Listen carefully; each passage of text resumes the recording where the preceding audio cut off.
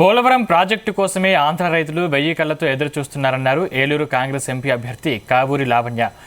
అది కాంగ్రెస్తోనే సాధ్యమన్నారు. ప్రాజెక్టు నిర్మాణం కోసం గిరిజనేతర కుటుంబాలు భూములను త్యాగం చేశారన్నారు.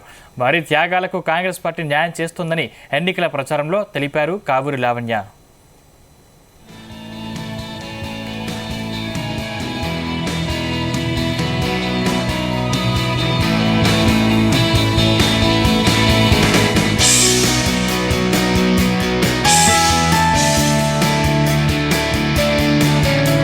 పార్టీ ఏదైతే అధిష్టానం మాకు అవకాశాన్ని ఇచ్చిందో దీన్ని ఖచ్చితంగా మేము సద్వినియోగం చేసుకోవాలని అనుకుంటున్నాము. ఎందుకంటే పార్లమెంటు దాకా వెళ్ళి ఈ పోలవరానికి సంబంధించి దీని నిధులకు సంబంధించి, అలాగే చింతలపూడి ప్రాజెక్టుకు సంబంధించి దాని నిధులకు సంబంధించి, అలానే దాని ప్లానింగ్ అండ్ డిజైన్ కూడా ప్రాబ్లం ఉంది. చింతలపూడి ప్రాజెక్టు, ఎత్తిపోతల ప్రాజెక్టు దానికి సంబంధించి, అలానే కొల్లేరుకు సంబంధించి ఇవన్నీ కూడా మేము ఖచ్చితంగా పార్లమెంట్లో లేపాలని అనుకుంటున్నాము.